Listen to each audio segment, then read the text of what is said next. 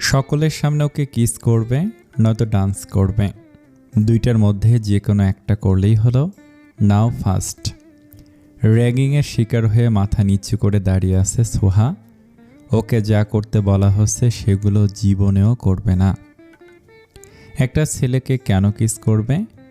কেনই বা শত শত মানুষের সামনে নাচবে? সিনিয়র বলে যা ইচ্ছে হবে তাই করাবে ওকে দিয়ে? সামনে দাঁড়িয়ে থাকা সিনিয়রদের মধ্যে থেকে একজন ধমকের সুরে বলে, এই মেয়ে, কি বলছি শুনতে পাচ্ছ না? কিস করো ওকে। সোহা মাথা তুলে তাকায়। যেই ছেলেকে কিস করতে বলছে তার দিকে এক নজর তাকায়। ওর চোখ দুটো পানিতে টইটুম্বুর হয়ে গেছে। সামনে দাঁড়িয়ে থাকা দুজনের মুখভঙ্গি গম্ভীর। একজনের মুখ একটু বেশি গম্ভীর হয়ে আছে, বাকিদের ঠোঁটে হাসি ফুটে আছে। সাহায্যের আশায় একজনের মুখের দিকে তাকিয়ে রইল সোহা, তবে যার দিকেও তাকিয়ে আছে সে ওর দিকে ভুলেও তাকাচ্ছে না। গম্ভীর চোখ মুখে ফোনের স্ক্রিনে তাকিয়ে আছে সে। কিস করো নয়তো ডান্স করো, তোমার জন্য আমরা সারাদিন এখানে দাঁড়িয়ে থাকবো না। সোহা শুকনো ঢোক গিলে জিহ্বা দিয়ে শুষ্ক ওষ্ঠজোড়া ভিজিয়ে জড়ানো গলায় বলে, আপনারা এমন করছেন কেন আমার সাথে? আমাকে যেতে দিন এখান থেকে। পাশ থেকে একজন বলে, সোনামণি, তোমাকে যেতে দিতেই তো চাইছি। আমরা যে করতে বলছি দ্রুত সেটা সেরে ফেললেই তো হয়। আমি ওনাকে কিস করব না। ঠিক আছে, ডান্স করো। ডান্স করতে পারি না, তাহলে কিস করো। এটা করা একদম সহজ। কথাগুলো বলে ছেলেটা দাঁত বের করে হাসে। সোহার শরীর রীতিমতো থরথর করে কাঁপতে শুরু করে। জীবনে এই প্রথম এমন পরিস্থিতির শিকার হয়েছে। সহজ সরল ভীতু একটা মেয়ে কি করে এদের হাত থেকে রক্ষা পাবে সেটাও বুঝতে পারছে না। ওকে এখান থেকে যেতেই দিচ্ছে না কেউ, ঘেরাও করে রেখেছে সবাই।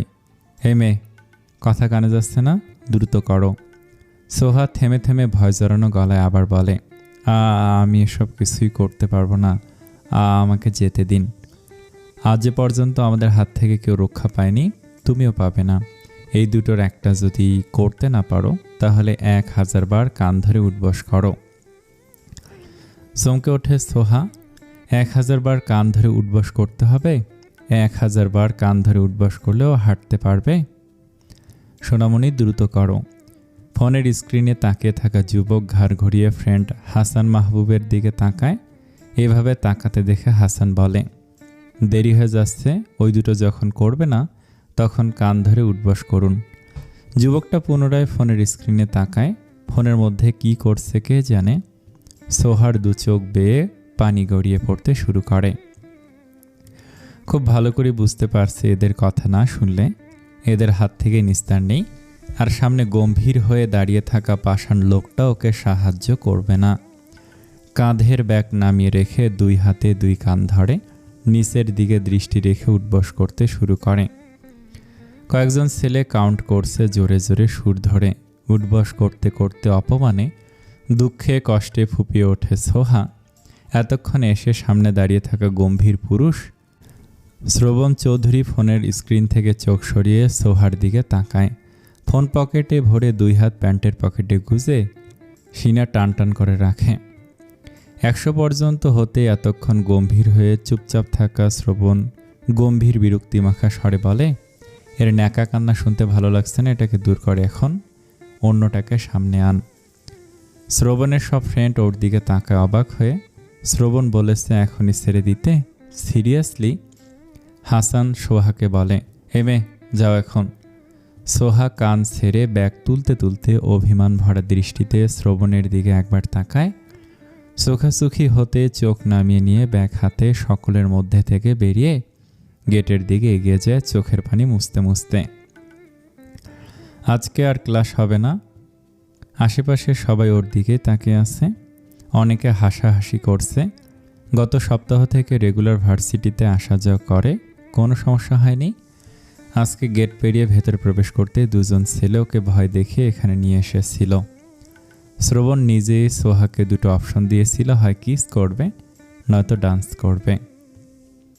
সোহার মুখের দিকে তাকিয়েও দেখেনি, ফোনের স্ক্রিনে তাকিয়ে থেকে বলেছিল কথাগুলো। সোহা চোখের পানি মুছতে মুছতে বাড়ির ভেতরে প্রবেশ করে। কেঁদে কেটে চোখ মুখ লাল হয়ে গেছে, এখনও হেসকি তুলছে সমানে। সোফায় বসে থাকা সোহার দাদা সামাদ চৌধুরীর নাতনির মুখের দিকে তাকিয়ে চমকে ওঠেন। অবাক হয়ে বলেন, সোহা, কি হয়েছে দাদু ভাই? এভাবে কাঁদছ কেন? আর ভার্সিটি থেকে ফিরে আসলে কবে? সোহা ফোপাতে ফোপাতে পুরো ঘটনা খুলে বলে, বেচারি কান্নার কারণে ঠিকমতো বলতেও পারছে না। সামাদ চৌধুরী বিস্ময় নিয়ে বলেন, শ্রবণ তোমাকে এসব করতে বলেছে? হ্যাঁ। শ্রবণ ভার্সিটিতে রেগিং করে? হ্যাঁ। খুবই বাজে বাজে কাজ করতে বলে। আমি আর ওই ভার্সিটিতে যাব না। রুমে গিয়ে চেঞ্জ করে ফ্রেশ হও, আমি দেখছি। তুমি ভাইয়াকে কিছু বলো না, কিছু বললে আরও রেগে যাবে। আমি তোমাকে বলেছি বলে। আমি দেখছি, তুমি যাও, ভয় পাওয়ার কিছু নেই। প্রয়োজনে আমি তোমাকে ভার্সিটিতে নিয়ে যাব, আবার নিয়ে আসব। সোহা চোখের পানি মুছতে মুছতে সিঁড়ির দিকে এগিয়ে যায়। সামাদ চৌধুরী রুমে এসে নিজের ফোন হাতে নিয়ে শ্রবণের ফোনে কল করেন। রিং হওয়ার একটু পরে রিসিভ হয়। আসসালামু আলাইকুম দাদা ভাই। ওয়ালাইকুম আসসালাম। কেমন আছো? আলহামদুলিল্লাহ, তুমি কেমন আছো? ভালো। তুমি ভার্সিটিতে কি করেছো আজ? কি করেছি? সোহাকে র্যাক দিয়েছো কেন? কে সোহা? সোহাকে চিনতে পারছো না তুমি? না। তোমার চাচাতো বোন সোহা। সরি দাদা ভাই, আমি কোনো চাচাতো বোনকে চিনি না। শ্রবণ, আমি তোমাকে ছাড়া আর কাউকে চিনি না ওই বাড়ির। অন্য কিছু বলার থাকলে বলো, না হয় রাখছি, আমি এখন ক্লাসে আছি। তুমি ভার্সিটিতে মেয়েদের র্যাগিং করো?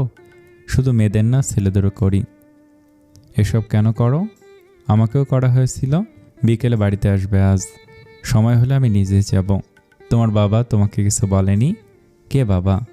আমার মায়ের সাথে সাথে বাবা মরে গেছে। আমি বলছি তোমাকে, তুমি বিকেলে বাড়িতে আসবে। চেষ্টা করব, রাখছি এখন, ভালো থেকো। ফোন কেটে দিয়ে রাগে দাঁত কটমট করে শ্রাবণ বাড়িতে গিয়ে ওর নামে দাদার কাছে নালিশ দেওয়া হয়েছে। আজকে শুধু কান ধরে উঠবস করেছে। পরের বার রাগে বসা থেকে উঠে গটগট করে হেঁটে ক্লাস থেকে বেরিয়ে যায়। ওর ফ্রেন্ডরা পেছন থেকে তাকিয়ে থাকে, এভাবে বেরিয়ে গেল কেন? কি হলো আবার? শ্রবণ পার্কিংয়ে থাকা নিজের বাইকের কাছে এসে দাঁড়ায়। ফোন পকেটে ভরার আগে হাসানের ফোনে একটা মেসেজ পাঠায়। হাসান শ্রবণের সবচেয়ে ক্লোজ ফ্রেন্ড। কোথায় যাচ্ছে না জানালে কলের উপর কল করতেই থাকবে। ফোন পকেটে ভরে হেলমেট পরে নেয়, বাইক স্টার্ট দিয়ে ভার্সিটির গেট পেরিয়ে বেরিয়ে যায়। চৌধুরী বাড়িতে বিকেলে যাওয়ার কথা থাকলেও এখনই যাবে। ওই লিলিপুটকে দেখে নেবে, ওর নামে নালিশ দেয়া, জন্মের শিক্ষা দিয়ে আসবে আজ। নেক্সট টাইম ওর নামও উচ্চারণ করবে না আর। কলিং বেল বেজে ওঠে।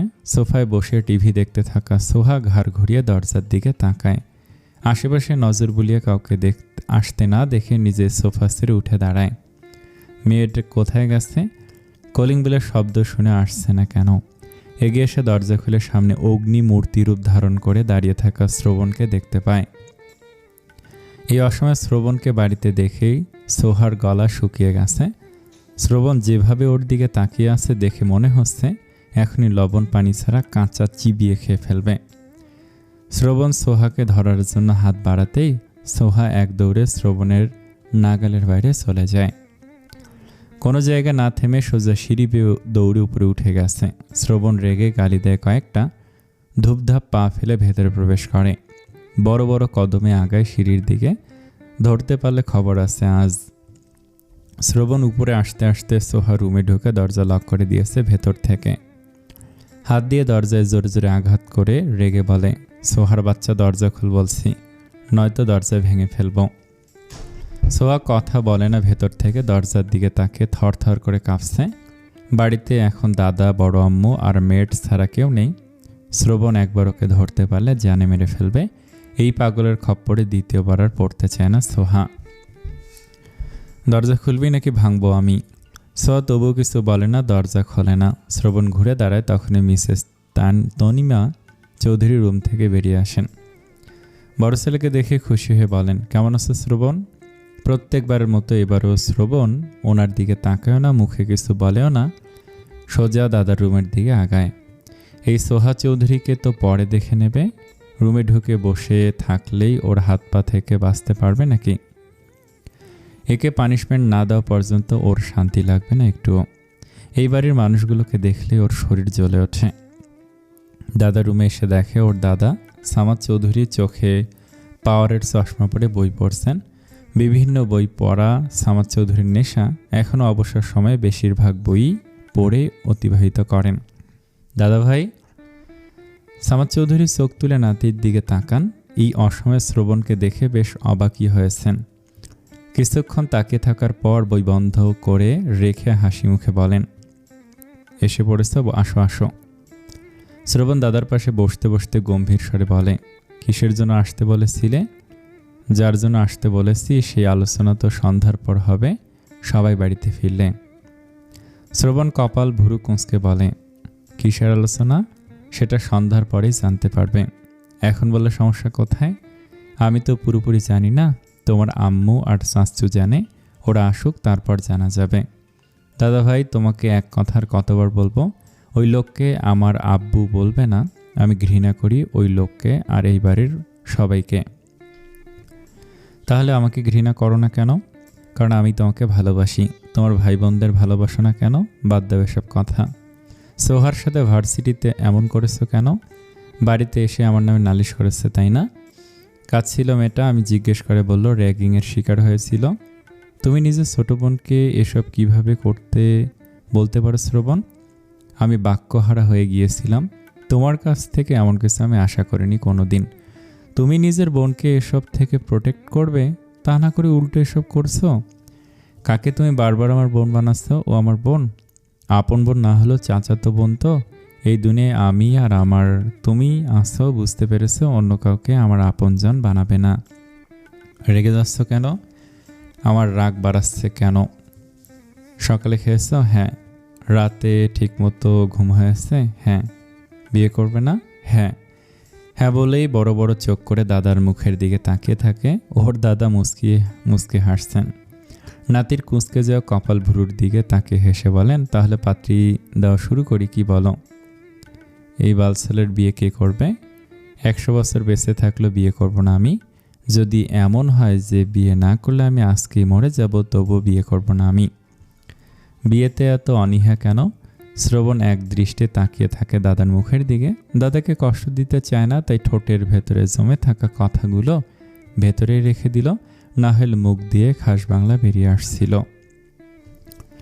হাজার বলে কয়েও শ্রবণকে দুপুরের খাবার খাওয়াতে পারেন না সামাদ চৌধুরী। তনিমা চৌধুরী কয়েকবার বললেও শ্রবণ না শোনার মতো করে থেকেছে। এই মহিলাকে ওর একদম সহ্য হয় না। অনেক ডাকাডাকির পর খাবার খেতে রুম থেকে বেরিয়েছে সোহা। যতক্ষণ নিচে ছিল ততক্ষণ বড় আম্মুর সাথে সাথে থেকেছে। দরজা লক করতে ভুলে গিয়েছিল সোহা।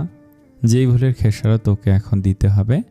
যার ভয়ে তটস্থ হয়েছিল এতক্ষণ, সে এখন শটান দাঁড়িয়ে আছে ওর সামনে চল শক্ত করে। রুমের ভেতর শ্রবণকে দেখে জানের পানি শুকিয়ে গেছে সোহার। শোয়া থেকে লাফিয়ে উঠে বিছানা থেকে নেমে দাঁড়ায়। শ্রবণ দাঁতে দাঁত চেপে চিবিয়ে বলে, আমার নামে নালিশ দেওয়া? তোর সাহসের তারিফ করতেই হয়। সোহা ভয়ে পেঁচাতে পেঁচাতে কাঁদো কাঁদো গলায় বলে, বিশ্বাস করো ভাইয়া, আমি তোমার নামে কোনো নালিশ দেইনি। ঝড়ের বেগে সোহার কাছে এসে দাঁড়ায় শ্রবণ। খপ করে গলা চেপে ধরে বলে, কে তোর ভাই? আর তুই না বললে দাদা ভাই জানলো কিভাবে? ভূত এসে বলে গিয়েছিল? আমাকে কল করে জিজ্ঞেস করলো কেন? এত শক্ত করে গলা চেপে ধরেছে যে সোহার চোখ জোড়া উল্টে গেছে। ফর্সা চেহারা লাল বর্ণ ধারণ করেছে। প্রাণ বাঁচানোর তাক দেয়। শ্রবণের হাত থেকে ছাড়া পাওয়ার জন্য ছটফট শুরু করেছে। কিছুক্ষণ পর শ্রবণ নিজেই ছেড়ে দেয় সোহার গলা। ছাড়া ফেয়ে কাশতে কাশতে দূরে সরে যাওয়ার চেষ্টা করে। চোখ জোড়া ঘোলা হয়ে গেছে, ঝাপসা হয়ে গেছে চারপাশ। দেয়াল ভেবে ওয়াশরুমের দরজায় হাত দিয়ে ভর করতে ঠাস করে ভেতরে পড়ে যায়। দরজা লক করা ছিল না, তাই সোহা হাত দিয়ে ভর করতেই খুলে গেছে। সোহার মুখ দিয়ে শব্দ বেরিয়ে আসে। তীব্র ব্যথায় কেঁদে ওঠে মেয়েটা।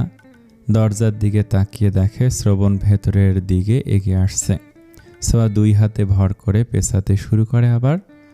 শ্রবণ ভেতরে এসে সোহার চুল মুঠো করে ধরে দাঁতে দাঁত পিষে বলে, আমার নামে কারো কাছে নালিশ করবি? না না, কাউকে কিছু বলবো না কখনো, ছেড়ে দাও আমাকে। শ্রবণ সামনের দিকে তাকিয়ে লাল একটা বালতি ভর্তি পানি দেখতে পায়। নির্দয়ের মতন সোহার চুল ধরে টেনে বালতির কাছে নিয়ে আসে। গলা ফাটিয়ে চিৎকার করে কাঁদছে সোহা। টেনে তুলে বালতির মধ্যে মাথা চেপে ধরে বলে, এবার চিৎকার কর। গলা কাটা মুরগির মতো তরপাতে শুরু করে সোহা। এভাবে আর একটু সময় থাকলে বেচারি মরে যাবে। কি এমন ভুল করেছে যে এভাবে শাস্তি দিচ্ছে? সোহা তো মিথ্যে কিছু বলেনি, ওর সাথে যা হয়েছে তাই তো বলেছে। শুধু এই একটা কথার জন্য এভাবে মারবে, শাস্তি দেবে?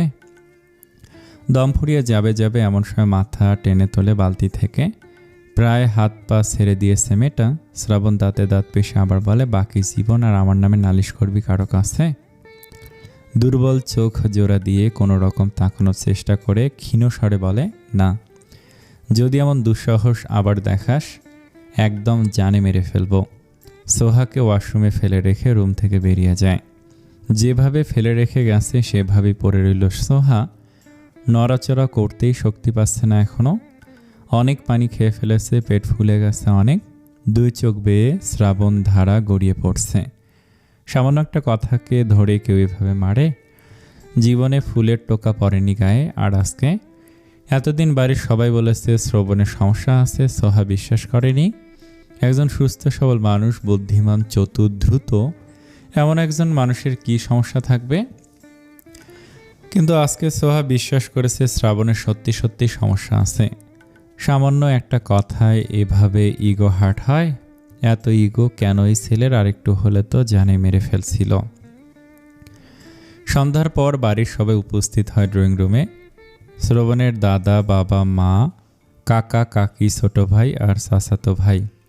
সোহা দুপুরের পর আর রুম থেকে বের হয়নি। সোহার মা মিসেস সোহা চৌধুরী কয়েকবার ডেকেছিলেন মেয়েকে, সোহা তবু বের হয়নি রুম থেকে। ঘুমোচ্ছে ভেবে আর ডাকেননি। এখন বড়দের মধ্যে কথা হবে তাই আর ডাকেনি কেউ। শ্রবণ দাদার পাশে বসে ফোনের স্ক্রিনে তাকিয়ে টাইপিং করতে ব্যস্ত। আশেপাশে সামনে কারো দিকে চোখ তুলে তাকাচ্ছে না। ওর ভাবসাব দেখে মনে হচ্ছে আশেপাশে কেউ নেই। শ্রবণের বাবা মিস্টার শামীম রেজা চৌধুরী বড় ছেলের দিকে তাকিয়ে বলেন, শ্রবণ। শ্রবণ তাকায় না, কিছু বলেও না। তোমার পছন্দের কোনো মেয়ে থাকলে বলো। শ্রবণ ঘাড় কাত করে বাবার দিকে তাকায়, ঠোঁটে তাচ্ছিলের হাসি ফুটিয়ে বলে, হঠাৎ আমার পছন্দ নিয়ে ভাবছেন কেন? তোমাকে বিয়ে করতে চাই। বিড়বিড় করে বিশ্রী ভাষা উচ্চারণ করে শ্রবণ। ওর ঠোঁট নাড়ানো দেখে বুঝতে পারে যে কি বলেছে শ্রবণ। পুনরায় ফোনের স্ক্রিনে তাকে বলে, আমার বিয়ে নিয়ে কাউকে ভাবতে হবে না, যার যারটা সেটা ভাবুক। পারলে আপনি আরও কয়েকটা বিয়ে করে নিন, তাও আমার বিয়ে নিয়ে ভাববেন না। ছেলের এমন কথায় বিব্রত বোধ করেন শামীম রেজা চৌধুরী। এই ছেলেকে আর কিছু বলতে চান না তিনি। তুমি যখন বিয়ে করতে চাইছো না তখন আর আমাদের কি করার? আগামী সপ্তাহে স্পর্শের সাথে সোহার বিয়ে হবে। তো বাকি কথা শেষ করতে না দিয়ে বসা থেকে উঠে দাঁড়াতে দাঁড়াতে বিরক্তি সুরে বলে, এই স্যাডের প্যাঁচাল শোনানোর জন্য আমাকে এখানে ডাকা হয়েছে? এই বালসারের কথা শোনার এত সময় নেই আমার। ধূপধাপ পা ফেলে সকলের মধ্য থেকে বেরিয়ে যায় বাইরের দিকে।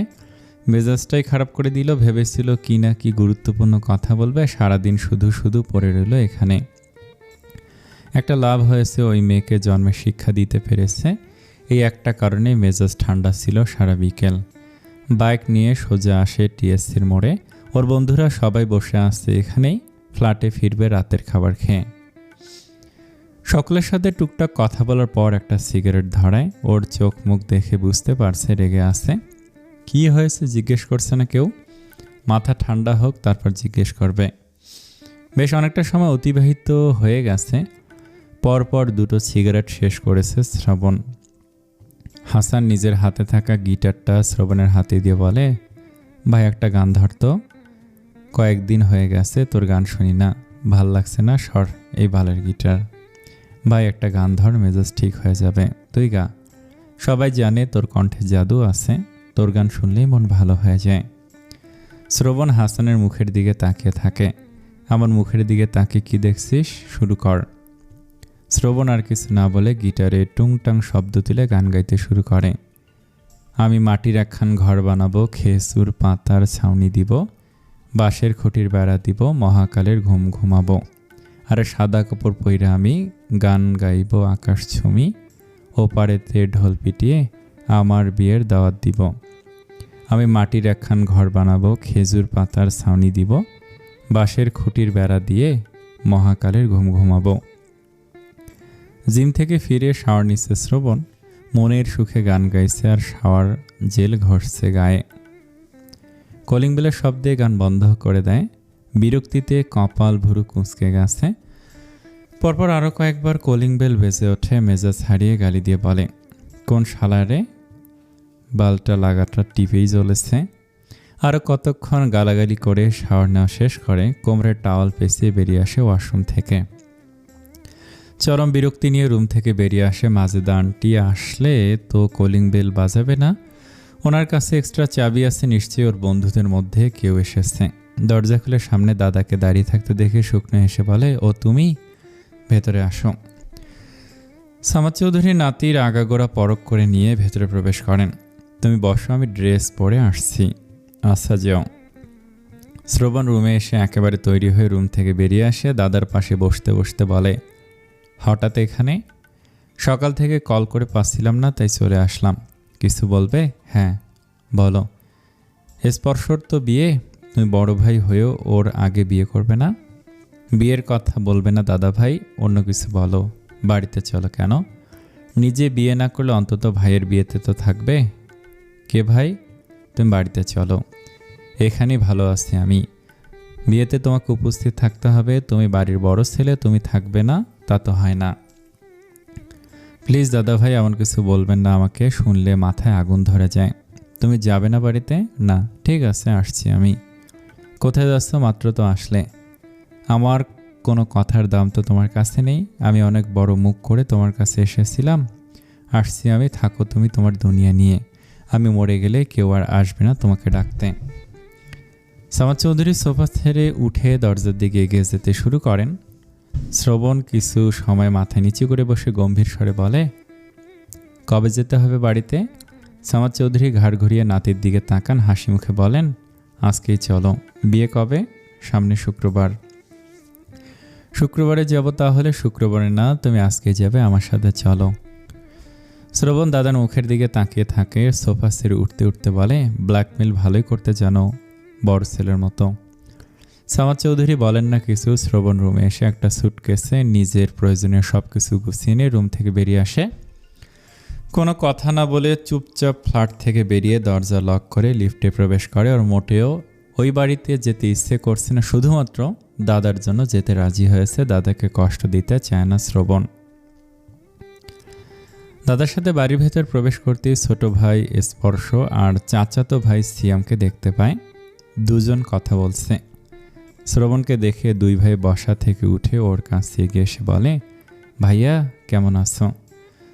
শ্রবণ কিছু বলে না, ধূপধাপ পা ফেলে নিজের জন্য বরাদ্দকৃত রুমের দিকে এগিয়ে যায়। পেছন থেকে তিনজন তাকিয়ে থাকে ওর যাওয়ার পথে। এই ছেলে কি কোনোদিন পরিবর্তন হবে না? স্পর্শ বুঝতে পারে না ওর বড় ভাই ওর সাথে কেন এমন করে। বাড়ির সকলের সাথেই বা কেন এমন করে? শ্রবণ তো কিছু বলবে না। বাড়ির সকলকে জিজ্ঞেস করে প্রশ্নের উত্তর পায়নি স্পর্শ।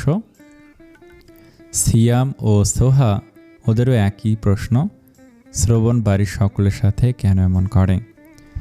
শ্রবণের বয়স 25 বছর, মাস্টার্সের স্টুডেন্ট। স্পর্শর বয়স 23 বছর, অনার্স ফাইনাল ইয়ারের স্টুডেন্ট। সিয়ামের বয়স 22 বছর, অনার্স থার্ড ইয়ারে পড়ে। সোহার বয়স 19 বছর, অনার্স ফার্স্ট ইয়ারে পড়ে। করিডোরে আসতেই সোহার সামনে পড়ে শ্রবণ। শ্রবণকে দেখেই ভয় গুটিয়ে যায় সোহা।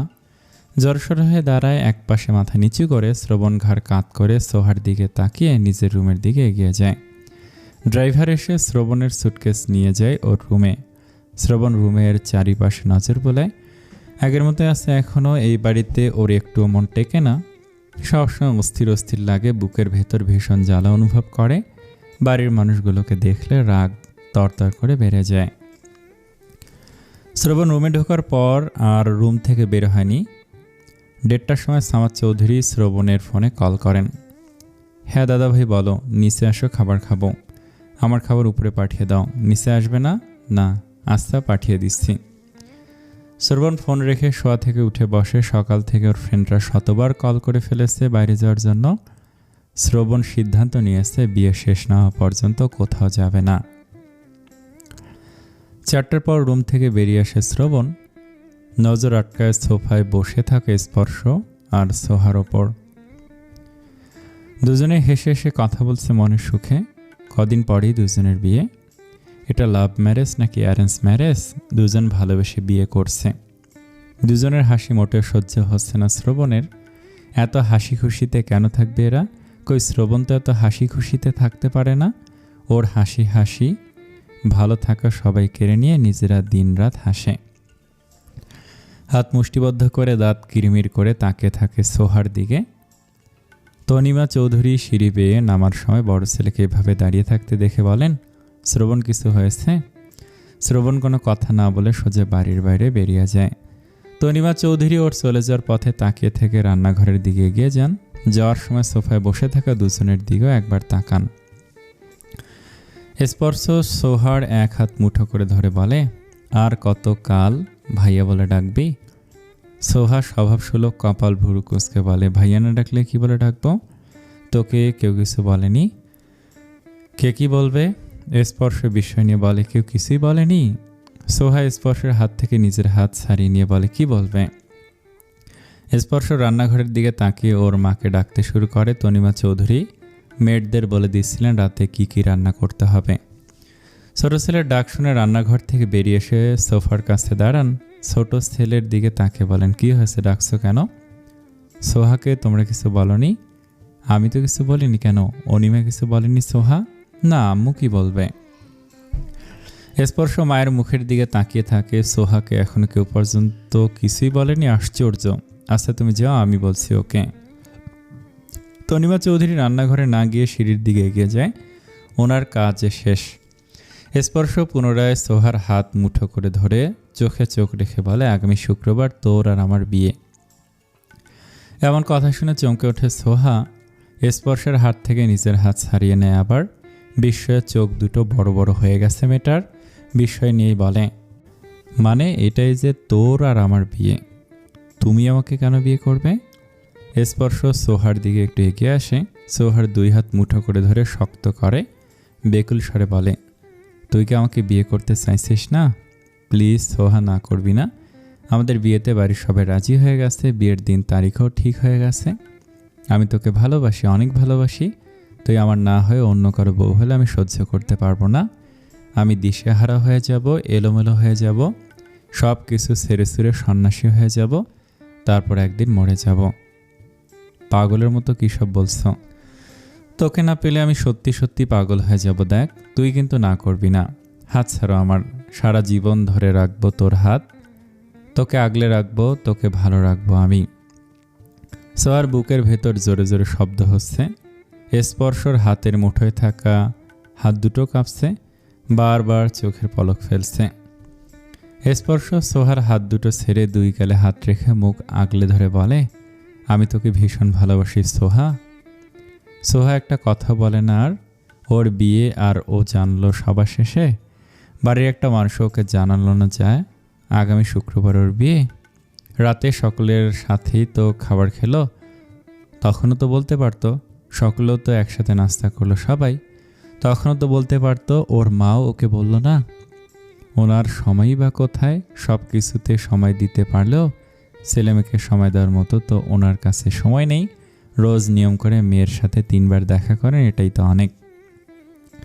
কথা বলছিস না কেন সোহা? আমি রুমে যাব। তুই কি অন্য কাউকে ভালোবাসিস? সোহা দ্রুত দুদিকে মাথা নাড়িয়ে বলে, না না, কাউকে ভালোবাসি না আমি। তাহলে আমাকে ভালোবাসতে শুরু করে দে। লজ্জা পেয়ে দ্রুত মাথা নিচু করে নেয় সোহা। সোহার লজ্জা রাঙা মুখ দেখে মুচকি হাসে স্পর্শ। দূরে দাঁড়িয়ে দুজনের দিকে কটমট করে তাকিয়ে আছে শ্রবণ। সোফায় বসে প্রেম আদান প্রদান হচ্ছে। রাগে ওর শরীর রিরি করছে, ইচ্ছে করছে গিয়ে দুটোর মাথা ফাটিয়ে দিতে। এদের রং ঢং সহ্য করে কিভাবে থাকবে এখানে। সোহার 2 হাতে মেহেদি লাগানো হয়েছে। 2 হাত দুদিকে মেলে সিঁড়ি বেয়ে নিচে নেমে আসে। স্পর্শ সোহাকে দেখে বসা থেকে উঠে ওর কাছে এগিয়ে আসে। মুখের কাছে মুখ এগিয়ে আস্তে আস্তে বলে, কিছু লাগবে? হ্যাঁ, পানি খেতে এসেছি, কখন থেকে ডাকছি কেউ শুনছে না, আয় আমি খাইয়ে দিই। স্পর্শর পেছন পেছন রান্নাঘরের কাছে এসে দাঁড়ায় সোহা। শ্রবণ সোফায় বসে আছে, ঘাড় কাত করে সোহার দিকে তাকিয়ে আছে। স্পর্শ পানি এনে সোহাকে খাইয়ে দেয় নিজে। স্পর্শের মুখের হাসি একটু সহ্য হচ্ছে না শ্রবণের। সোহার ঠোঁটের পানি স্পর্শ মুছিয়ে দেয়। কি করছো? ভাইয়া আছে তো এখানে। ভাইয়া এদিকে তাকাবে না তুই জানিস? তার অন্যকে দেখার টাইম নেই। আর লজ্জা পাচ্ছিস কেন? আমি তোর হবু বর, আগামীকাল আমাদের বিয়ে। আমি আমার হবু বউয়ের ঠোঁটি মুছিয়ে দিয়েছি, অন্য কারো না। লাজুক ভঙ্গিতে হাসে সোহা। চলে যাওয়ার জন্য উল্টো ঘুরতে স্পর্শ ওর বাহু ধরে আটকে দেয়। গাল টিপে বলে, যত পালানোর আজকেই পালিয়ে নে। আগামীকাল কিন্তু পালানোর কোনো পথ পাবি না, তবে লুকাতে পারবি। সোহা প্রশ্নবোধক দৃষ্টিতে তাকালে স্পর্শ সোহার চোখে মুখে ফু দিয়ে মুচকে এসে বলে, আমার বুকে এসে লুকাবি যা। ওরে আমার লজ্জাবতী রে। শ্রবণ এতক্ষণ ধরে দুজনের দিকে তাকিয়ে আছে। এই বাড়ির কারো খুশি ওর সহ্য হয় না। এদের দুজনেরটাও তার সহ্য হচ্ছে না। একে অপরের প্রতি এত প্রেম, সারাদিন একে অপরের সাথে চিপকে থাকে। যখনই চোখে পড়ে দুজনেই হাসছে। এত হাসি তো ওর মোটেও সহ্য হচ্ছে না। বসা থেকে উঠে কাঁচের গ্লাসটা ছুঁড়ে ফেলে ফ্লোরে। ঝনঝন শব্দ তুলে গ্লাসটা খণ্ড খণ্ড হয়ে ছড়িয়ে পড়ে। হকচকিয়ে সোহা আর স্পর্শ ভাঙা গ্লাসের দিকে তাকিয়ে শ্রবণের দিকে তাকায়। শ্রবণ অগ্নিদৃষ্টি নিক্ষেপ করে প্রস্থান করে। ওর ইচ্ছে করছে দুটোর গায়ে আগুন ধরিয়ে দিয়ে দাঁড়িয়ে দাঁড়িয়ে মজা দেখতে। ভাইয়ার হঠাৎ কি হলো? সোহা শ্রাবণের যাওয়ার পথে তাকে আনমনে বলে, ভাইয়া পাগল হয়ে গেছে। কি বলছিস এসব? ভাইয়া পাগল হবে কেন? পাগল না হলে কোনো কারণ ছাড়া গ্লাসটা ছুঁড়ে ফেললো কেন? কিছু হয়েছে বোধহয়। তুই রুমে যে, আমি দেখে আসছি। সোহা স্পর্শের পথ আগলে দাঁড়িয়ে তাড়াহুড়ো করে বলে, ভাইয়ের কাছে যেও না, এখন রেগে আছে, মারবে তোমাকে। স্পর্শ কপাল ভুরু কুঁচকে বলে, মারবে কেন? তুই উপরে যে, আমি দেখছি কি হয়েছে। স্পর্শ সোহার কোনো কথা না শুনে বাইরের দিকে এগিয়ে যায় দ্রুত পায়ে। সোহা পেছন থেকে কয়েকবার ডাক দেয়। স্পর্শ বাড়ির বাইরে বেরিয়ে যেতে সোহা নিজের রুমের দিকে এগিয়ে যায়। চিন্তা হচ্ছে স্পর্শের জন্য। ও তো জানে শ্রবণ কতটা ভয়ঙ্কর মানুষ, রাগ উঠলে হুঁশে থাকে না। সেদিন তো রাগের মাথায় ওকে মেরেই ফেলছিল। আজকে স্পর্শকে কিছু না করলেই হয়। স্পর্শ বাড়ির বাইরে বেরিয়ে আসলে শ্রবণকে দেখতে পায় না। গার্ডকে জিজ্ঞেস করলে জানতে পারে বাড়ি থেকে বেরিয়ে গেছে। ওর ভাই হঠাৎ এত রেগে গেল কেন?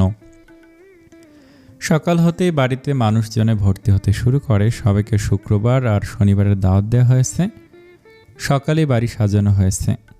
গতকালকে এই বাড়িকে বিয়ে বাড়ি বলে মনে হচ্ছিল, কিন্তু আজকে বিয়ে বাড়ি বলে মনে হচ্ছে। বিয়ে হবে কমিউনিটি সেন্টারে। শহরের সবচেয়ে বড় কমিউনিটি সেন্টারে বিয়ের জন্য বুকিং দেওয়া হয়েছে। গতকাল রাত থেকে শ্রবণ একজন শান্ত হয়ে আছে। কোনো রাগারাগি করেনি কারোর সাথে। যে যা জিজ্ঞেস করেছে সুন্দরভাবে উত্তর দিচ্ছে। ঠোঁটে হাসি না থাকলেও চেহারায় রাগি গম্ভীর ভাবটা নেই।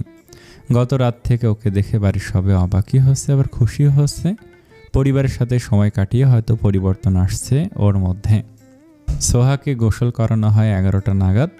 ওকে এখন পার্লারে নিয়ে যেতে হবে ব্রাইডাল সাজের জন্য। শ্রবণ গোসল করে একদম তৈরি হয়ে রুম থেকে বেরিয়ে নিচে নেমে আসে। পরনে সাদা ধবধবে পাঞ্জাবি, ফর্সা গায়ের রং, আবার পরেছে সাদা পাঞ্জাবি। দেখতে একটু বেশি ভালো লাগছে। চৌধুরী বাড়ির প্রায় সবাই হাঁ করে তাকিয়ে আছে শ্রবণের দিকে। ওনারা আজকে প্রথম শ্রবণকে পাঞ্জাবি পরনে দেখছেন। বিয়ের শপিং করার সময় সামাদ চৌধুরী বড়নাতির জন্য এই পাঞ্জাবিটা এনেছিলেন নিজে পছন্দ করে। শ্রবণ যে এই পাঞ্জাবি পরবে উনি ভাবেননি। শ্রবণ পাঞ্জাবি পরেই না, পড়তে দেখেনি বাড়ির কেউ। এভাবে হাঁ করে তাকিয়ে থাকার মানে কি? জোকারের মতন লাগছে আমায়। সামাদ চৌধুরী দ্রুত দুদিকে মাথা নাড়িয়ে বলেন, একদমই না দাদু ভাই, তোমাকে তো অনেক হ্যান্ডসাম লাগছে পাঞ্জাবি পরনে।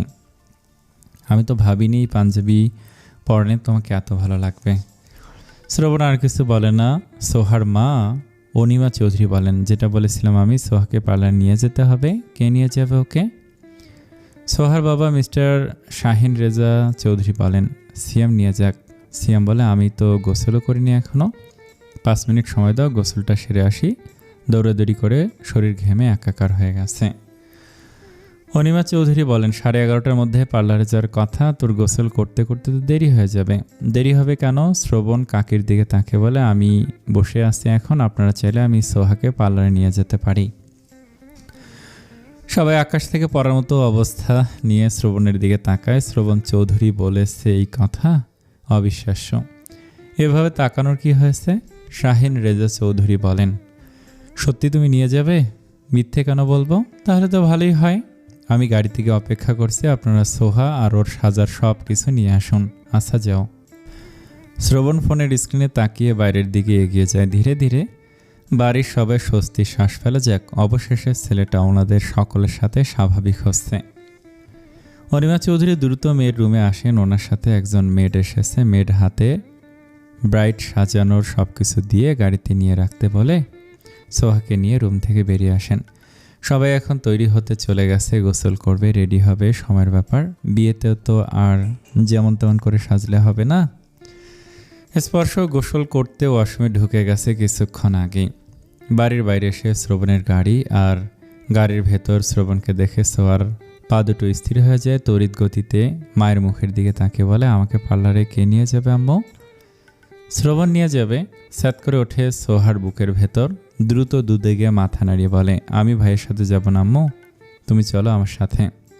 সোহা বোঝার চেষ্টা কর, আমি এখনও রেডি হইনি, তোর সাথে গেলে আমি রেডি হব কখন? দেরি হয়ে যাচ্ছে, তুই যা শ্রবণের সাথে। না যাব না আমি। সোহা, মায়ের কণ্ঠে স্পষ্ট বিরক্তি প্রকাশ পাচ্ছে। ওর মা কিভাবে পারছে ওকে জলজন্ত একটা বাঘের গুহায় ঠেলে দিতে?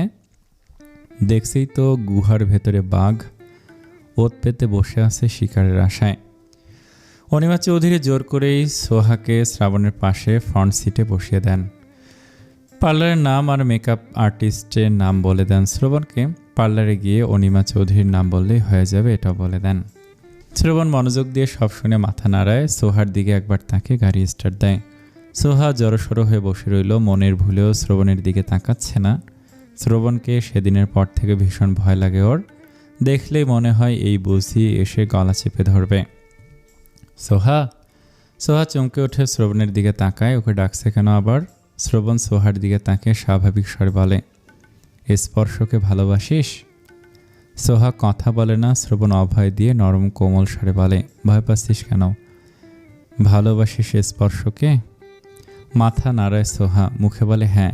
স্পর্শ তোকে ভালোবাসে? হ্যাঁ, অনেক ভালোবাসে। তোকে না পেলে মরে যাবে। তুমি এসব বলছো কেন? জানতে ইচ্ছে করছে, সেজন্য স্পর্শ তোকে পাগলের মতো ভালোবাসে, তাই না? মাথা নাড়ায় সোহা। শ্রবণ কিছু না বলে সামনের দিকে তাকায়, শয়তানের মতো মুচকি হেসে। চোখে মুখে রহস্য ছড়িয়ে পড়ে, কিছু তো একটা প্ল্যান করছে। একটু পর গুনগুনিয়ে গান গাইতে শুরু করে, আরে আতর গোলাপ চন্দন মাইখা সবাই মরে যাইব রাইখা, চুপি সারে একলা ঘরে কলমি ফুলের সুবাস নেব। গাড়ি এসে দাঁড়ায় একটা পার্লারের সামনে। শ্রবণ সিট বেল্ট খুলতে খুলতে বলে, নাম গাড়ি থেকে। দুজন একসাথে গাড়ি থেকে নেমে দাঁড়ায়। শ্রবণকে দেখে কাছে এগিয়ে আসে হাসান। শ্রবণের পেছনের দরজা খুলে ভেতর থেকে প্যাকেট বের করে দুই হাতে তুলে নেয়। শ্রাবণের সাথে সোহাকে দেখে হাসানের চোখ দুটো বড় বড় হয়ে গেছে। শ্রবণ এই মেয়ের সাথে কেন? আর ওকেই বা এত তাড়া দিয়ে এখানে আসতে বলেছে কেন? শ্রবণ, এই মেয়ে তোর সাথে কেন? আর আমাকে এখানে আসতে বলেছিস কেন? গাড়িতে বসে অপেক্ষা কর, একটু পর এসে বলবো। সোহা, ভেতরে চল। শ্রবণের সাথে সাথে ভেতরের দিকে এগিয়ে যায় সোহা। পার্লারের সাইনবোর্ডের দিকে একটাবার তাকেও দেখে না। সোহাকে সাজাতে বেশি সময় লাগেনি। সোহার ইচ্ছে ছিল নিজের বিয়েতে ভারী সাজ দেবে, কিন্তু ওর মা কী করলো? এই প্যাকেজ কেন চুজ করেছে? এই সাজ সোহার পছন্দ হচ্ছে না। দেখতে সুন্দরই লাগছে, কিন্তু সোহা আরেকটু ভারী সাজ চেয়েছিল। ওর মাকে তো বলেছিল ওর পছন্দ সম্পর্কে। শ্রবণ সোহাকে নিয়ে পার্লার থেকে বেরিয়ে আসে। বাইরে আসার পর পার্লারের নামের দিকে নজর বুলায় সোহা। চোখ দুটো বড় বড় হয়ে গেছে পার্লারের নাম দেখে। ভাইয়া, আম্মু তো অন্য পার্লারের নাম বলেছিল। আগুন চোখে সোহার দিকে তাকায় শ্রবণ। আগের সেই চিরচেনা রূপ ফিরে এসেছে। ওর এই রূপ দেখে সোহার কলিজার পানি শুকিয়ে গেছে। শ্রবণ সোহার হাত ধরে টেনে গাড়ির ব্যাক সিটে বসে নিজে উঠে বসে পাশে। ফ্রন্ট সিটে বসে থাকা হাসানের দিকে তাকে গম্ভীর স্বরে বলে, ড্রাইভিং সিটে বসে গাড়ি স্টার্ট দেয়। হাসান নেমে ঘুরে এসে ড্রাইভিং সিটে বসে। কোথায় যাব? কাজী অফিস। হাসান তড়িৎ গতিতে পেছনে তাকায়। সোহা বড় বড় চোখ করে তাকিয়ে আছে বিস্ময় নিয়ে বলে, বিয়ে তো কমিউনিটি সেন্টারে হবে ভাইয়া, আমরা কাজী অফিসে যাচ্ছি কেন? হাসান, চল, দেরি হয়ে যাচ্ছে। ভাই, কি করতে চাইছিস তুই ক্লিয়ার করে বল। বিয়ে করতে চাইছি, এখন চল। সোহা কাঁপা গলায় বলে, আমাকে আগে কমিউনিটি সেন্টারে পৌঁছে দিয়ে আসো, তারপর তুমি বিয়ে করতে যাও। শ্রবণ ঘাড় কাত করে সোহার মুখের দিকে তাকায়। ওর তাকানো দেখে সোহা কেঁদে ফেলে। শ্রবণের এভাবে তাকানো মানে নিশ্চয়ই অনেক বড় কোনো প্ল্যান করে বসে আছে। এখন শ্রবণ নিজের মর্জি মতো চলবে। তোকে যদি পৌঁছে দিয়ে আসি তাহলে বিয়ে করবো টাকাকে? মানে খুব সোজা, আমি তোকে বিয়ে করছি। সোহার কান্না অটো বন্ধ হয়ে যায়। একটু পরে আবার শব্দ করে কেঁদে ওঠে। তো তুমি এসব কি বলছো ভাইয়া? শুনতে পাসনি? আমি তোমার ছোট ভাইয়ের হবু স্ত্রী। তুমি এরকমটা কিভাবে করতে পারো? আমাকে গাড়ি থেকে নামিয়ে দাও। তোকে কে বলেছে স্পর্শ আমার ছোট ভাই? ওর সাথে আমার রক্তের কোনো সম্পর্ক নেই। ওর মায়ের সাথে আমার বাবার বিয়ে হলেও ওকে আমি সৎ ভাই হিসেবেও মানি না। স্পর্শ আর ওর মা আমার কেউ হয় না। ওরা আমার কাছ থেকে অনেক কিছু কেড়ে নিয়েছে। স্পর্শ আমার কাছ থেকে আমার বাবাকে কেড়ে নিয়েছে, আর আমি ওর ভালোবাসাকে কেড়ে নিলাম। তুই স্পর্শের ভালোবাসা হয়ে ভুল করলি রে সোহা। না তুই ওর ভালোবাসা হতি, আর না আমার তোকে বিয়ে করার মতো ফালতু একটা সিদ্ধান্ত নিতে হতো। কাজী অফিসের সামনে সে গাড়ি থামায় হাসান। অফিসের সামনে আগে থেকেই শ্রবণের আরও 4 জন ফ্রেন্ড অপেক্ষা করছে। ওদের দেখে হাসান পিছন ফিরে তাকে বলে, ওরা এখানে কেন? তুই ওদেরও আসতে বলেছিস? হ্যাঁ। শ্রবণ গাড়ি থেকে নেমে দাঁড়ায়, ঘুরে এসে দাঁড়ায় সোহার পাশের দরজার কাছে। দরজা খুলে দিয়ে বলে, বের হ। সোহা ভয় পেলেও সাহস জুগিয়ে বলে, আমি তোমাকে বিয়ে করব না, আমি বাড়িতে যাব। ভালোই বলছি, বের হ, নয়তো তোর কি অবস্থা করবো আমি নিজেও জানি না। তুমি কেন এমন করছো? কি ক্ষতি করেছি তোমার? অনেক। হিসেব করে শেষ করা যাবে না, বেরিয়ে এখন, লেট হয়ে যাচ্ছে। সোহা বের হয় না। শ্রবণ সোহাকে টেনে বের করে হিড় করে টানতে টানতে এগিয়ে যায় ভেতরের দিকে। ওর পেছন পেছন সব ফ্রেন্ডরাও আসে। ভাগ্যক্রমে কাজী অফিসে এখন আর কোনো মানুষ নেই। আজকে কি শ্রবণ চৌধুরী একাই বিয়ে করবে নাকি? শ্রবণ ওর এক ফ্রেন্ডের দিকে হাত বাড়ায়। ছেলেটা একটা খাম শ্রবণের হাতে দেয়। কাজীর সাথে কথা বলে পেপারস রেডি করতে বলে ওনার পাওনা পরিশোধ করে দেয় আগেই। সোহার কান্না শুনে ওর ইচ্ছে করছে ঠাটি একটা চর বসিয়ে দিতে। এই ন্যাকা কান্না ওর একদম সহ্য হয় না আগে থেকেই। কাজী সাহেব শ্রবণের দিকে তাকে বলে, দিনমোহর কত লিখব? আপনার যা ইচ্ছে হয় লিখে দিন। পাশ থেকে শ্রবণের এক ফ্রেন্ড বলে, কোটিপতি পাত্র, তাই কোটি টাকা লেখেন। দিনমোহর পরিশোধ না করলে স্ত্রীর কাছে যেতে পারবে না। শ্রবণ বিরক্তিমাখা স্বরে বলে, ওকে তো ছবই না আমি। হাসান বিস্ময় নিয়ে বলে, তাহলে বিয়ে করছিস কেন? দখল করে রাখছি মানে? শ্রবণ হাসানের কথার উত্তর দেয় না। কাজীর দিকে তাকে বলে, দিনমোহর লেখার প্রয়োজন নেই, তাহলে অল্প হলেও দিতে হবে। শ্রবণ নিজের পাঞ্জাবি আর প্যান্টের পকেটে হাতরে যা পায় তাই বের করে। 2015 টাকা। কাজীর দিকে এগিয়ে বলে, 2015 টাকা লিখুন। সোহার ডান হাত উঁচু করে ধরে হাতের মুঠোয় টাকাগুলো ধরিয়ে দিয়ে বলে, এই যে ধর তোর দিনমোহরের টাকা। পাশ থেকে এক ফ্রেন্ড বলে, কোটিপতি হয়ে তুই মিসকিনের চেয়েও কম দিনমোহর দিলি শ্রবণ। কম করে হলো 10 লাখ টাকা দেওয়া উচিত ছিল। শ্রবণ বিরক্তি নিয়ে তাকে বলে, মাথা খারাপ না করে চুপ করে থাকতো। কাজী সাহেব পেপারস রেডি করে দুজনের দিকে এগিয়ে দেন। সোহার দিকে কলম এগিয়ে দিয়ে বলেন, এই জায়গায় সই করে দাও। সোহা চোখ তুলে কাজী সাহেবের দিকে তাকায়। সোহার দু চোখ বেয়ে অবিরাম পানি গড়িয়ে পড়ছে। দুদিকে মাথা নাড়িয়ে কান্না জড়ানো গলায় বলে, এই বিয়ে আমি করব না। শ্রবণ ক্ষিপ্ত দৃষ্টিতে সোহার দিকে তাকায়। সোয়াল চেপে ধরে দাঁতে দাঁত পিষে বলে, 1 মিনিটের মধ্যে সই করবি নয়তো। শ্রবণের আঙ্গুলের চাপে সোহার মনে হচ্ছে চোয়ালের হাড় ভেঙে যাবে এখনই।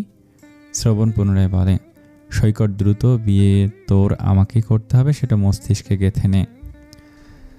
সোহা শ্রবণের হাত সরিয়ে দেওয়ার চেষ্টা করে। শ্রবণ নিজে হাত সরিয়ে নেয়। সোহার হাতে কলম গুছিয়ে দিয়ে বলে, দ্রুত কর। সোহা খুব ভালো করে বুঝতে পারছে এই শ্রবণ নামক জালিমের হাত থেকে ওর রক্ষা নেই। শুধুমাত্র স্পর্শ করে ভালোবেসে বলে এভাবে জোর করে বিয়ে করবে? চোখের পানি ফেলতে ফেলতে এলোমেলো কাঁপা হাতে সই করে দেয়। শ্রবণ সময় না নিয়ে দ্রুত সই করে দেয়। ধর্মীয়ভাবে বিয়েটাও হয়ে যায়। বিয়ের সাক্ষী শ্রবণের 2 জন ফ্রেন্ড। বিয়ে সম্পন্ন হতেই সোহার হাত ধরে টেনে নিয়ে অফিসের ভেতর থেকে বেরিয়ে আসে। হাসানের কাছ থেকে গাড়ির চাবি নিয়ে সোহাকে ফ্রন্ট সিটে বসিয়ে দেয়। দরজা লক করে 5 ফ্রেন্ডের দিকে তাকে বলে, সাইমন মামার রেস্টুরেন্ট থেকে যা ইচ্ছে খেয়ে নিস, বলবি আমি পরে পেমেন্ট করে দেব। 5 জন মাথা নাড়ায়। শ্রবণ নিজে ড্রাইভিং সিটে উঠে বসে, সোহার দিকে তাকায় একবার। সোহা মাথা নিচু করে কেঁদেই চলেছে। ভালোবাসলো এক ভাইকে আর বিয়ে করলো আরেক ভাইকে। গত 1 সপ্তাহে স্পর্শকে ভালোবেসে ফেলেছে। স্পর্শ আর শ্রবণ, এই 2 ভাইয়ের স্বভাব চরিত্র সম্পূর্ণ আলাদা। স্পর্শর চেহারায় আলাদা একটা মায়া মায়া ভাব আছে, যেটা শ্রবণের চেহারায় নেই। শ্রবণ গাড়ি নিয়ে চলে যেতেই ওর এক ফ্রেন্ড হাসানের দিকে তাকিয়ে বলে, শ্রবণ এই মেয়েকে কেন বিয়ে করলো এভাবে জোর করে? পুরোটা আমি নিজেও জানি না। সোহা শ্রবণের কাজিন। আজকে সোহার সাথে শ্রবণের ছোট ভাই স্পর্শের বিয়ে ছিল। হাসানের কথা শুনে 4 জন চমকে ওঠে। একজন বিষয় নিয়ে বলে, শ্রবণ ছোট ভাইয়ের হবু বউকে এভাবে বিয়ে করলো? হ্যাঁ, ছোট ভাইকে তো সহ্যই করতে পারে না, তাহলে তার হবু বউকে কেন বিয়ে করলো? গাধা, বুঝিস না কিছু। চৌধুরী বাড়ির গেট পেরিয়ে ভেতরে প্রবেশ করে শ্রবণের গাড়ি। বাড়ির ভেতর পরিবারের সকলের চেঁচামেচি শোনা যাচ্ছে। শ্রবণ জানে এই চেঁচামেচির কারণ। সোহা সময় মতো সেন্টারে পৌঁছায়নি, পার্লারে গিয়েও খুঁজে পায়নি, 2 জনকে কল করেও পায়নি। গেস্টরা বোধহয় সবাই সেন্টারে চলে গেছে এতক্ষণে। গাড়ির ভেতর থেকে বেরিয়ে সোহাকে টেনে বের করে। সোহা কেঁদে দিয়ে বলে, আমি ভেতরে যাব না, আমি এই মুখ কাউকে দেখাতে পারবো না। মুখ তো দেখাতেই হবে তোর, যা বলার আমি বলবো, তুই শুধু চুপচাপ দাঁড়িয়ে থাকবি। মুখ খুলে একটা কথা বললে একদম জানে মেরে ফেলবো, ভেতরে চল এখন। সোহা শক্ত হয়ে দাঁড়ায়। শ্রবণ ঘাড় কাঁধ করে তাকায় ওর মুখের দিকে। চোখ উল্টে আবার আকাশের দিকে তাকে কিছু একটা ভাবে, পুনরায় সোহার মুখের দিকে তাকে শয়তানি এক হাসি ফুটে তোলে চোখে মুখে। সোহাকে সোজা পাজা কোলে তুলে নিয়ে ভেতরের দিকে এগিয়ে যেতে যেতে বলে, ভেতরে গিয়ে মুখ দিয়ে একটা টু শব্দ বের করবি না, করলে তুই আজকে খতম। ভয়ে সোহা চুপচাপ রইল শ্রবণের কোলে। 2 জন ভেতরে প্রবেশ করতেই ড্রয়িং রুমে উপস্থিত সবাই ওদের 2 জনের দিকে দ্রুত এগিয়ে আসে। সোহাকে শ্রবণের কোলে দেখে অনিমা চৌধুরী বলেন, সোহার কি হয়েছে? ওকে কোলে তুলে নিয়ে এসেছো কেন? পার্লারে না গিয়ে কোথায় গিয়েছিলে? শ্রবণ সকলের দিকে নজর বুলিয়ে সোফার দিকে এগিয়ে যায়, কোনো উত্তর না দিয়ে। অনিমা চৌধুরী আতঙ্কিত হয়ে বলেন, সোহার কি হয়েছে? ও কাঁদছে কেন? শ্রবণ ঘাড় কাত করে তাকায়। ওর তাকানো দেখে সকলে বুঝতে পারে কিছু একটা হয়েছে। কেঁদে কেটে সোহার বেহাল দশা। অনিমা চৌধুরী সোহার দিকে এগোতেই শ্রবণ বাধা দিয়ে গম্ভীর স্বরে বলে, আমার স্ত্রীর দিকে আগাবেন না আপনারা, কেউ ছবেনও না ওকে। ড্রয়িং রুমে যেন বিস্ফোরণ ঘটে। সকলের চোখ যেন কোটর থেকে বেরিয়ে আসতে চাইছে। বাকরুদ্ধ সবাই। কি বলছে এই ছেলে? ওর স্ত্রী মানে? শামীম রেজা চৌধুরী শ্রবণের সামনে এসে দাঁড়িয়ে বলেন, শ্রবণ কি বলছে এসব? সোহা তোমার স্ত্রী হতে যাবে কেন? শ্রবণ বাবার দিকে তাকায়ও না, কিছু বলেও না। শাহিন রেজা চৌধুরী বলেন, শ্রবণ তোমরা কোথায় ছিলে এতক্ষণ? শ্রবণ কাকার দিকে তাকে বলে, কাজী অফিসে। সকলে শকড। কাজী অফিসে কেন? কাজী অফিসে মানুষ কি করতে যায়? নিশ্চয়ই বিয়ে করতে যায়। আমরাও বিয়ে করতে গিয়েছিলাম। স্পর্শ নিচে এসে বড় ভাইয়ের কথা শুনে স্তব্ধ হয়ে দাঁড়িয়ে গেছে। আর আগাতেও পারছে না, কিছু বলতেও পারছে না। এসব কি বলছে ওর ভাই? সোহাকে বিয়ে করেছে মানে? একটু পর তো ওর সাথে সোহার বিয়ে হওয়ার কথা। ওর ভালোবাসা, ওর সোহা। শরীর ঠেলে নিয়ে বড় ভাইয়ের সামনে এসে দাঁড়ায় স্পর্শ। পা দুটো চলতে চাচ্ছে না, বুকের সাথে সাথে শরীরও কাঁপছে। করুণ চোখে সোহার মুখের দিকে তাকায়। সোহা ওর মুখের দিকে তাকিয়ে ঝরঝর করে কেঁদে ওঠে আবার। স্পর্শে মনে হচ্ছে ওর বুকের ভেতর হাত ঢুকে কেউ ওর কলিজা, ওর হৃৎপিণ্ড টেনে বের করেছে। চোখের সামনে সব কিছু দেখে বিশ্বাস হচ্ছে না, মনে হচ্ছে স্বপ্ন দেখছে। ওর ভাইয়া ওর সাথে মজা করতে এমন করছে, নিশ্চয়ই মজা করছে। সোহার দিকে গিয়ে বলে, সোহা তুই? বাকি কথা শেষ করার আগে সোহা আর স্পর্শের মাঝখানে বাধা হয় শ্রবণের পা। এক পা তুলে বাধা সৃষ্টি করে রাগী স্বরে বলে, একদম আমার স্ত্রীর দিকে আগাবে না, দূরে থাকা সরে যাও। স্পর্শ করুণ সুরে বলে, তুমি মজা করছো তাই না ভাইয়া? কে তোমার ভাই? আমি তোমার কেউ হই না, আর না তুমি আমার কেউ হও। তোমার সাথে আমার মজা করার মতো সম্পর্ক নেই। তুমি সব কি বলছো ভাইয়া? Just shut up. ভাইয়া বলবে না আমাকে। কান খুলে শুনে রাখো, আমি তোমার ভাইয়া না। মিথ্যে বলছো তুমি, তুমি আমার ভাইয়া। শ্রবণ রাগে ফুঁসে ওঠে, ক্ষিপ্ত দৃষ্টিতে স্পর্শের দিকে তাকে বলে, আমাদের সামনে থেকে সরো। সোহা আমার হবু স্ত্রী হতে পারে, কিন্তু সোহা এখন আমার স্ত্রী। সোহা ভালোবাসে আমাকে, তাহলে তোমাকে কেন বিয়ে করবে? শ্রবণ বলে না কিছু। স্পর্শ সোহার মুখের দিকে তাকে বলে, সোহা ভাইয়া মিথ্যে বলছে তাই না? তোরা বিয়ে করিসনি বল। সোহার কান্নার শব্দ বাড়ে, দুদিকে মাথা নাড়ায়, মুখে বলতে পারছে না কিছু। শামীম রেজা চৌধুরী বলেন, একটু পর স্পর্শের সাথে সোহার বিয়ে হওয়ার কথা, আর এখন বলছো তুমি ওকে বিয়ে করেছো। যদি ওকে বিয়ে করবে তাহলে আগে কেন বলনি? আজকেই কেন এমন করতে হলো? এতগুলো মানুষের সামনে আমি মুখ দেখাবো কিভাবে? মান সম্মানটা কোথায় নামবে বুঝতে পারছো? আপনি কিভাবে মুখ দেখাবেন সেটা নিয়ে আমি কেন টেনশন করব? আপনার মান সম্মান নিয়েই বা কেন ভাবব? তনিমা চৌধুরী কিছুটা রাগী স্বরে বলেন, শ্রবণ তুই মজা করছো আমাদের সাথে? তোমার সাথে এখন মজা করতে মোটেও প্রস্তুত না আমরা। সোয়া উঠে আয়, সেন্টারে যেতে হবে, সকল অতিথিরা পৌঁছে গেছে বোধ হয়। শ্রবণ খ্যাপাটে দৃষ্টিতে তনিমা চৌধুরীর দিকে তাকায়, এক হাতে সোহার হাত চেপে ধরে বলে, আপনার সাহস হলো কিভাবে আমার সাথে এভাবে কথা বলার? নিজের লিমিট ভুলবেন না। বড় ছেলের কথা শুনে শামীম রেজা চৌধুরী ধমক দিয়ে বলেন, শ্রবণ ভদ্রভাবে কথা বলো। শ্রবণ চিৎকার করে বসা থেকে উঠে দাঁড়ায়, জাস্ট শাট আপ, উঁচু গলায় কথা বলবেন না আমার সাথে। ওর চিৎকারে সোহা সোফার সাথে সিটিয়ে যায়, উপস্থিত সকলে কেঁপে উঠেছে। অনিমা চৌধুরী বলেন, এটা কোন ধরনের ফাজলামো শ্রবণ? স্পর্শ তোমার ছোট ভাই আর সোহা তোমার ছোট ভাইয়ের হবু স্ত্রী।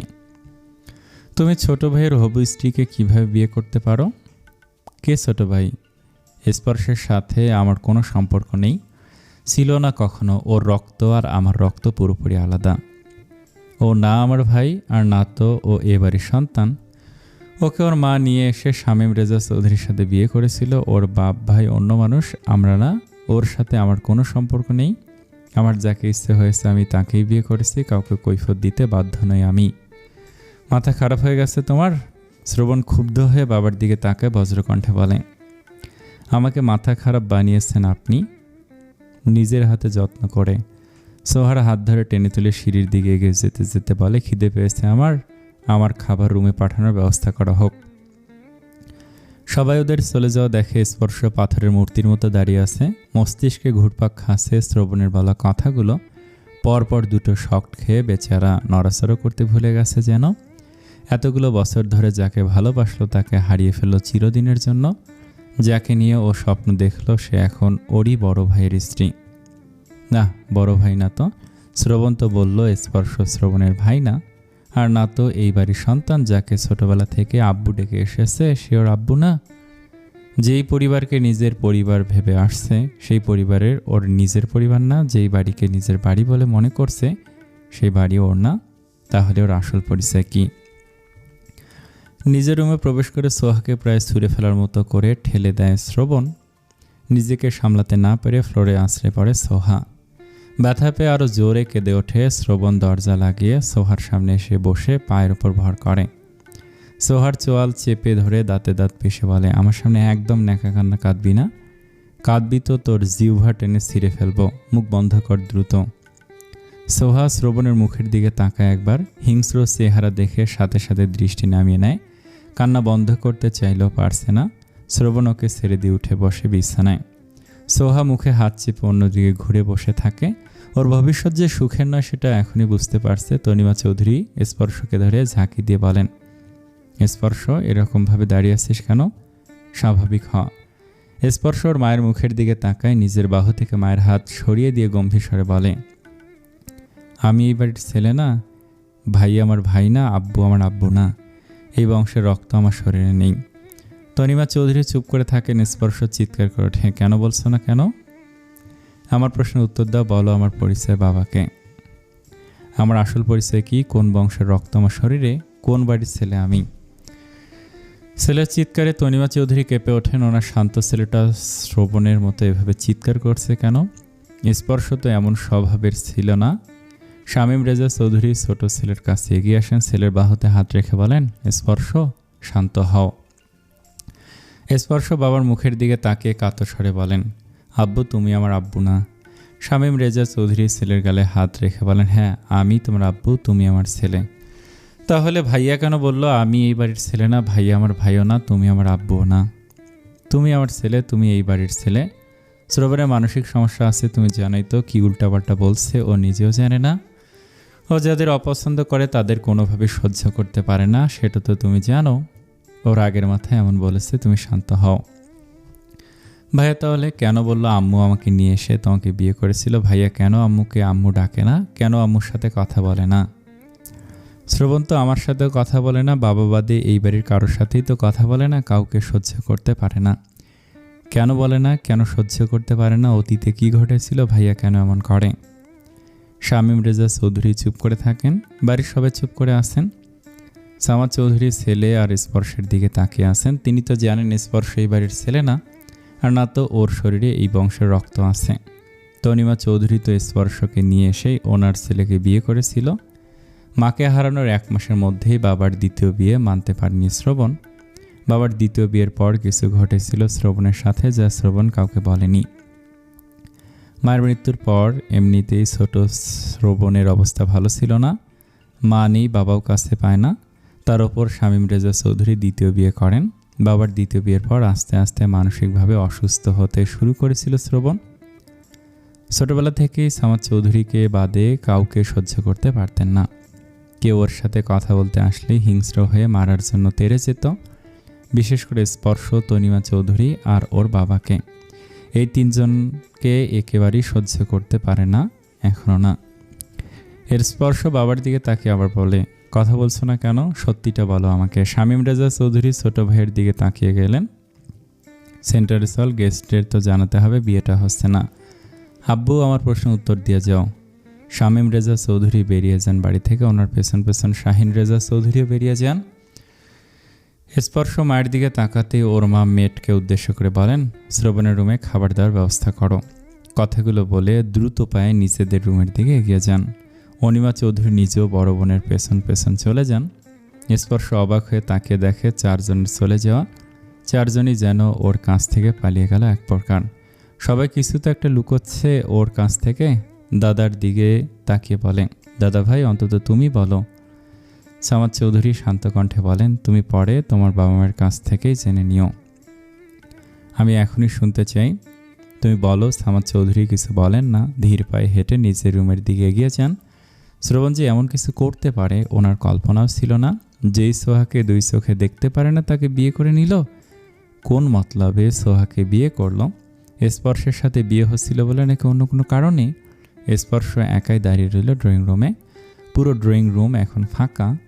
সিয়াম পার্লারের দিকে গেছে সোহা আর শ্রবণকে খুঁজতে। ওদের ফোনেও পাওয়া যাচ্ছিল না, আবার পার্লারে কল করলেও জানতে পারে ওরা পার্লারে পৌঁছায়নি, তাই সিয়ামও বেরিয়ে ছিল খুঁজতে। ঘণ্টাখানেক পর শ্রবণের রুমের দরজার নক হয়। শ্রবণ দরজার দিকে তাকিয়ে ফ্লোরে বসে থাকে সোহার দিকে তাকায়। সোহা এখন একই ভঙ্গিতে বসে আছে। শ্রবণ হাতের ফোন বিছানায় রেখে বিছানা থেকে নেমে দাঁড়ায়। বড় বড় কদমে দরজার কাছে এগিয়ে এসে দরজা খুলে দেয়। মেয়েট খাবারের ট্রে হাতে দাঁড়িয়ে আছে, অন্যজন পানি ভর্তি জগ নিয়ে। শ্রবণ খাবারের ট্রে আগে ভেতরে রেখে খালি জগ একজনের হাতে ধরিয়ে দিয়ে পানি ভর্তি জগটা নিয়ে দরজা লাগিয়ে দেয়। জগ রেখে হাত ধুয়ে নেয়। 2 জনের খাবার দিয়ে গেছে। শ্রবণ একটা প্লেটে নিজের জন্য খাবার নিয়ে বিছানায় বসে। চুপচাপ পেট ভরে খাবার খায়। গত কয়েকদিন ধরে ঠিকমতো খেতে পারেনি। খাওয়া শেষে রুমের দরজা চাবি দিয়ে লক করে দেয়। রুমের লাইট অফ করে পাঞ্জাবি পরে শুয়ে পড়ে। ঘুম পাচ্ছে ভীষণ। আরামের ঘুম দেবে এখন। বেশ কিছুক্ষণ পেরিয়ে যায়। শ্রবণের ভারী শ্বাস ফেলার শব্দ স্পষ্ট শুনতে পাচ্ছে সোহা। শ্রবণ ঘুমে বিভোর হয়ে বুঝতে পেরে ঘাড় ঘুরিয়ে বিছানার দিকে তাকায়। বুকের পর বালিশ রেখে 2 হাতে জড়িয়ে ধরে ঘুমিয়ে গেছে। ধীরে ধীরে সোহা উঠে দাঁড়ায়। নিচে বসে থাকতে পা আর মাজা ব্যথা হয়ে গেছে। তখন আছড়ে পড়ার কারণেও ব্যথা পেয়েছিল। ধীরে ধীরে নিঃশব্দে দরজার দিকে আগায়। দরজা খুলতে গিয়ে বুঝতে পারে চাবি দিয়ে লক করা হয়েছে। বোকামে ওকে মুক্ত রেখে কি শ্রবণ এভাবে বিভোর হয়ে ঘুমাবে? রুম থেকে বের হতে না পেরে আবার ফুপিয়ে ওঠে সোহা। দরজা ঘেঁষে বসে পড়ে আবার। একবার রুম থেকে বের হতে পারলে জীবনে আর শ্রবণের সামনে আসবে না। এমন জায়গায় গিয়ে লুকাতো যে শ্রবণ সারা জীবনে খুঁজে পেত না। আচ্ছা, স্পর্শ কি করছে এখনও? ঠিক আছে, কাঁদছে কি? সোহার তো ভীষণ কষ্ট হচ্ছে আর কান্না পাচ্ছে স্পর্শকে না পেয়ে। সোহা তো স্পর্শকে ভালোবাসে, স্পর্শকে ভীষণ ভালোবাসে। গত কয়েকদিন 2 জন কত সুন্দর সুন্দর সময় কাটিয়েছে। দুজন একসাথে কত শত স্বপ্ন দেখেছিল এই কয়েকদিন ধরে, সব আজ শেষ হয়ে গেছে। শ্রবণ নামক ঝড় আজ হুট করে সব ধ্বংস করে দিয়েছে। ওর স্বপ্ন, ওর অল্প কয়েকদিনের ভালোবাসা সব শেষ। বিছানার দিকে তাকায় আবার সকলের ঘুম হারাম করে শান্তি কেড়ে নিয়ে নিজে শান্তির ঘুম দিয়েছে। শ্রবণের কথা বলাগুলো স্মরণ হয়। শ্রবণ অনেকবার বলেছে স্পর্শর ভাই না, তনিমা চৌধুরী ওর মা না। এরকম কথা কেন বলল শ্রবণ? সোহা তো বুঝতে শেখার পর থেকেই জানে স্পর্শ আর শ্রবণ আপন ভাই। তনিমা চৌধুরী শ্রবণের নিজের মা। তনিমা চৌধুরী যদি শ্রবণের মা না হয় তাহলে শ্রবণের মাকে সে কোথায়? স্পর্শ কি শ্রবণের সৎ ভাই? শ্রবণ তো এটাও বলল স্পর্শের সাথে ওর রক্তের কোনো সম্পর্ক নেই। স্পর্শ এই বাড়ির ছেলে না, আরও কি যেন বলল, মনে নেই সোহার। সব কিছু কেমন সোহার মাথার উপর দিয়ে যাচ্ছে, বুঝতে পারছে না কিছুই। কি চলছে এই বাড়িতে, এত কেন ঝামেলা? শুধু শ্রবণ এই বাড়িতে আসলে একটা না একটা ঝামেলা হবেই। এই বেটা শ্রবণ চৌধুরী না, ঝামেলা চৌধুরী। শ্রবণ নাম না রেখে ঝামেলা রাখা উচিত ছিল। এরে সব কিছুতেই সমস্যা আর শুধু ঝামেলা করে। আসসালামু আলাইকুম। এই গল্পটা অনেক সুন্দর, অনেক সুন্দর। অবশ্যই লাইক করবেন। প্রথম পর্ব কেমন লেগেছে কমেন্টে জানাবেন। যদি কেউ আগে ওই গল্পটা শুনে থাকেন তারপর শুনবেন, অনেক ভালো লাগবে। আসসালামু আলাইকুম। ভালো থাকবেন, অনেক ভালো থাকবেন। এই গল্পটাতে লাইক করুন, কমেন্ট করুন, সাবস্ক্রাইব করুন। আসসালামু আলাইকুম।